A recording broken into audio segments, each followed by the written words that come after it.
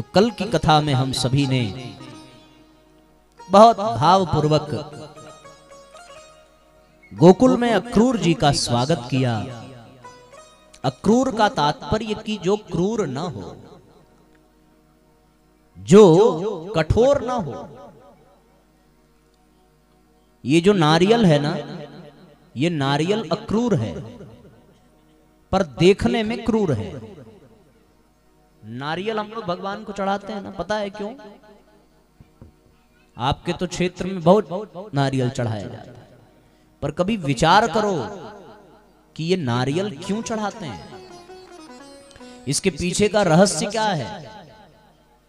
ये नारियल ही अक्रूर है। तात्पर्य, नारियल की विशेषता है कि वो बाहर से कठोर है पर भीतर से बहुत कोमल है, बहुत। उसके बाहर सूखापन है पर भीतर एक संवेदना की धार बह रही है, एक गीलापन है भीतर। और एक और बात बताऊं, नारियल बाहर से काला है पर भीतर से उसके जितना सफेद कोई नहीं है। कभी सोचो तो सही। इसे चढ़ाने का तात्पर्य, इसको चढ़ाने का तात्पर्य ये कि प्रभु बाहर से हम भले कठोर दिखें पर हमारा हृदय बहुत कोमल होना चाहिए। गोपियां बाहर से कृष्ण के लिए कठोर हैं। वो यशोदा से शिकायत करती हैं, डांट खिलाती हैं, मार खिलाती हैं, पकड़ के ले जाती हैं, पर उनके हृदय में कृष्ण के प्रति अपार प्रेम है। तो उन गोपियों ने नारियल चढ़ाना सीखा। अक्रूर बाहर से क्रूर हैं पर उनके हृदय में भगवान के भक्ति की धार बहती है। उसी प्रकार जैसे ये नारियल बाहर से बिल्कुल सूखा है, बिल्कुल उजड़ा हुआ है, लेकिन उसके भीतर झांक करके देखें तो प्रेम की नदी बह रही है। ऐसा सरोवर जो कभी सूखता नहीं है। ये नारियल भैया केवल बाहर से काला है पर दुनिया आज भीतर से काली है। जितने भी प्राकृतिक सौंदर्य को छोड़ करके सब ने कृत्रिम प्रसाधन का प्रयोग किया और अपने आप को बाहर से गोरा कर लिया, पर भीतर के कालेपन को मिटा ना सके। और जब तक भीतर का कालापन न मिटे तब तक नारियल चढ़ाना व्यर्थ है। हम बाहर से भले काले हों, और बाहर से काला होना ये कोई पाप नहीं है, ये कोई अपराध नहीं है, और ये कोई दुर्भाग्य नहीं है। अब आप ये मत समझना कि हम गोरे हैं इसलिए काले होने का इतना प्रवचन दे रहे हैं। पर बात ये है भैया कि जिस कालेपन से हम नहीं पाना चाहते, तो आप देखो, आप जिसकी कथा सुन रहे हो वो भी गोरा नहीं था, वो भी कलुआ ही था। नाम ही इसीलिए कृष्ण पड़ा। कृष्ण माने काला। पर एक और बात आपको बता दूं, काला ही वो रंग है जिस रंग में जो जाके मिलता है वही काला हो जाता है। भगवान ही ऐसा है कि उसमें मिलने वाला भगवान ही बन जाता है। अन्य किसी रंग में कुछ भी मिला करके देखो, रंग बदल जाएगा। पर ध्यान रखना, काले में कुछ भी मिला दो कभी नहीं बदलता। भगवान नीलमणि हैं। नीलमणि हैं मतलब नीले हैं। और राधा रानी पता है कौन है? राधा रानी पीत वस्त्र धारणी, पीतांबर। राधा रानी पीली हैं, और नीले को पीले में मिलाओ तो काला बन जाता है। जिन्होंने विज्ञान पढ़ा होगा, कभी भी नीले रंग को, नील ले लो, नीले को पीले में मिला दो तो वो काला बन जाता है। तो भगवान काले इसलिए हैं क्योंकि राधा रानी उनसे मिली हुई है। और काले में कुछ भी मिला दो तो वो काला ही रहेगा, उसका रंग बदलने वाला नहीं है। इसलिए नारियल की तरह हम बाहर से भले काले हों, पर हमारे भीतर एक सफेदी होनी चाहिए। एक ऐसी सफेदी जिसको देखने के बाद किसी का भी कालापन दूर हो जाए। तब तो नारियल चढ़ाना सार्थक है। एक और चीज नारियल में देखने को मिलती है कि नारियल जो है उसके ऊपर 3 छोटे छोटे बिंदु भी होते हैं। देखा छील करके आपने, ऊपर आंख और नाक जैसा बना रहता है। उसी प्रकार ये नारियल जो है ये हमारे मस्तक का, हमारे सिर का प्रतीक होता है। इस पे जो जटाएं लगी हुई हैं ये हमारे बाल के प्रतीक हैं। नारियल चढ़ाने का मतलब ये हुआ कि हम अपने मस्तक को भगवान के चरणों में चढ़ाते हैं। अब मस्तक चढ़ाने का तात्पर्य सर काट करके चढ़ाना नहीं, यहां मस्तक का संबंध अभिमान से है, मस्तक का संबंध अहंकार से। तो नारियल चढ़ाने का तात्पर्य है अपने अहंकार को भगवान के चरणों में समर्पित कर देना। अक्रूर जी गोकुल आए हैं तो अक्रूर के जीवन में नारियल की ये सभी बातें देखने को मिलती हैं। उनको ये अभिमान है कि उनके द्वारा की गई कृष्ण के सुरक्षा के लिए व्यूह रचना बहुत अच्छी है, पर उनका अभिमान भी भगवान के चरणों में समर्पित हो जाता है। वो बाहर से कठोर हैं पर भीतर से नरम हैं। इसलिए हम सब का भी जीवन श्रीफल के जैसा बने और इसीलिए इसको श्रीफल कहा गया है।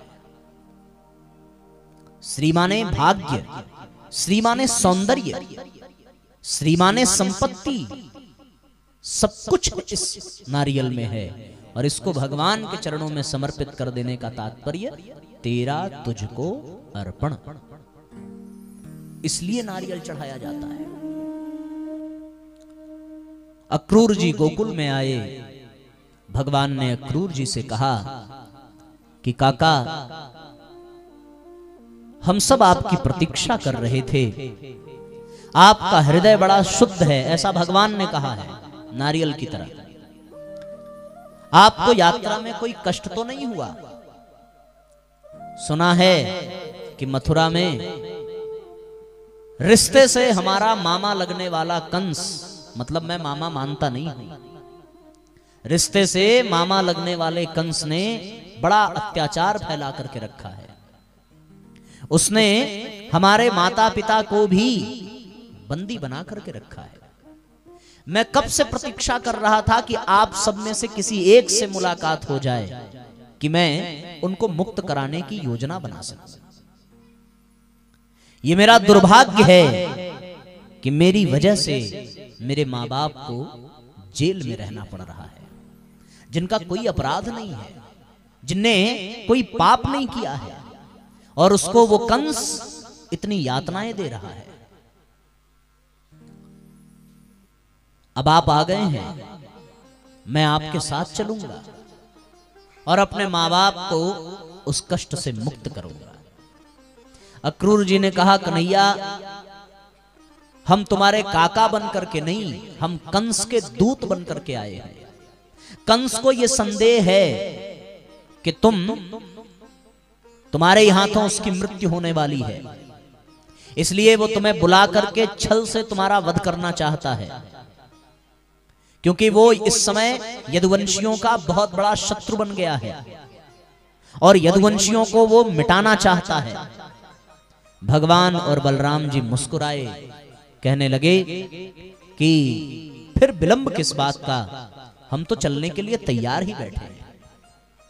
इधर नंद बाबा ने समस्त बाल बालों को बुलाया कि कंस बहुत बड़ा उत्सव कर रहा है, हम सबको उस उत्सव में चलना चाहिए और चल करके देखना चाहिए।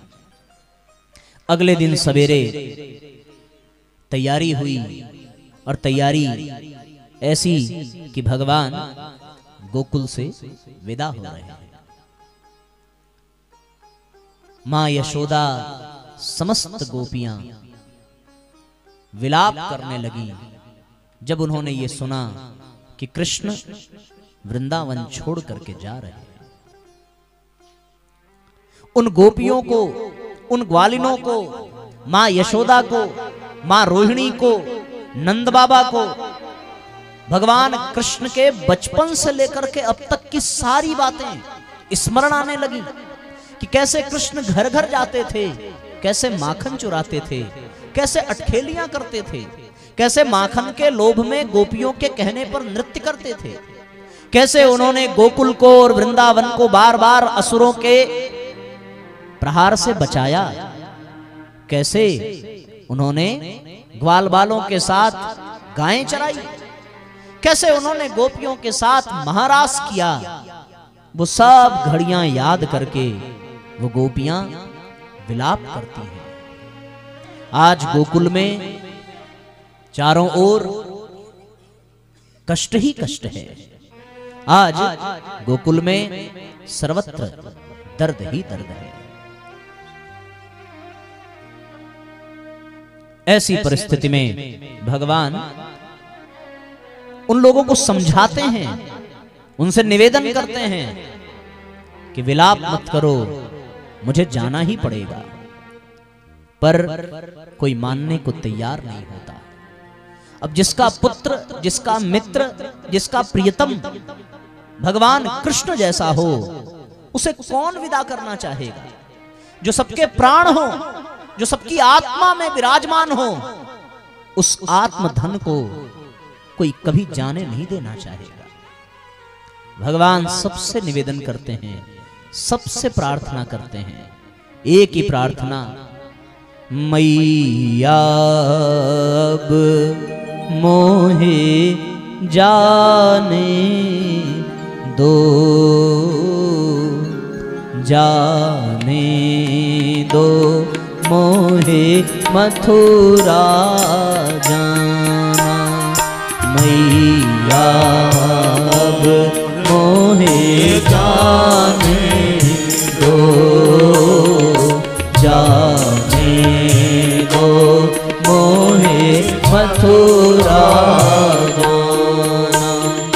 प्यार दुलार से पालने वाली, प्यार दुलार से पालने वाली, अपने लाल को मत बिसराना, मत बिसराना। जाने दो मोहे मथुरा जाना, जाने दो मोहे मथुरा जाना। भगवान का रथ सजा हुआ है,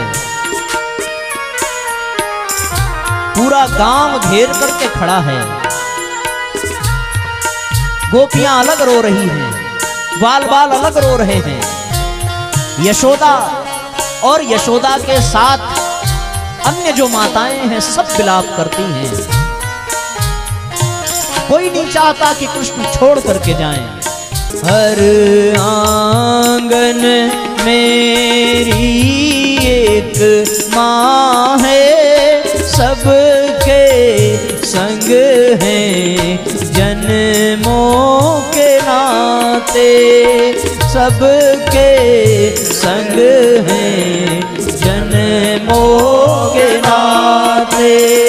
सांची कहूँ मन बहुत व्यथित है, इस नगरी से जाते जाते, इस नगरी से जाते जाते।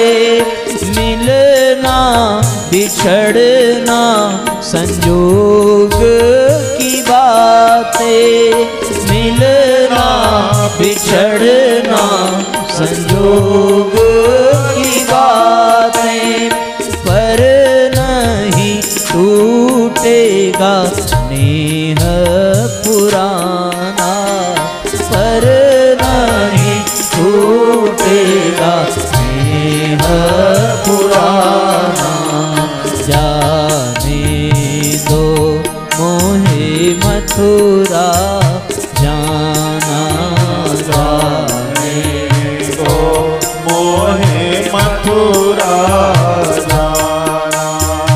जाने वाले इन बातों से सहज नहीं है मन बहलाना, सहज नहीं है मन बहलाना। जाने दो मोहे मथुरा जाना, जाने दो मोहे मथुरा जाना। बाल सखा तुम प्राण सखा हो, तुम संग क्या क्या खेल रचाए, तुम संग क्या क्या खेल रचाए। माखन लूटा मटकी पोड़ी, जमुना तट पर चीर चुराए, यमुना तट पर चीर चुराए। गोपी जन से जो प्रेम है पाया, गोपी जन से जो प्रेम है पाया, कठिन है उसका मोल चुकाना, कठिन है उसका मोल चुकाना। जाने दो मोहे मथुरा जाना, जाने दो मोहे मथुरा जाना। ओ कान्हा हमें छोड़ न जाना, ओ कान्हा हमें छोड़ न जाना। श्याम सखा हमें छोड़ न जाना, श्याम सखा हमें छोड़ न जाना। भैया अब मोहे जाने दो, भैया अब मोहे जाने दो, जाने दो मोहे मथुरा जाना, जाने दो मोहे मथुरा जाना। धर्मोत्थान और साधु की रक्षा, धर्मोत्थान साधु की रक्षा। भूदेवी का दास मिटाना, भूदेवी का दास मिटाना। मैया अब मोहे जाने दो, मैया अब मोहे जाने दो, जाने दो मोहे मथुरा जाना, जाने दो मोहे मथुरा जाना।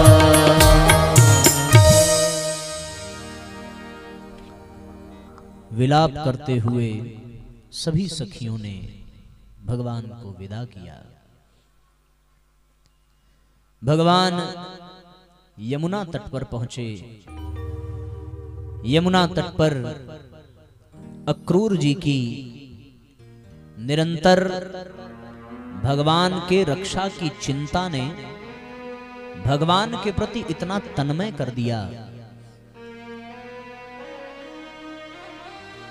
कि उनके मन से कृष्ण की छवि हटती नहीं है।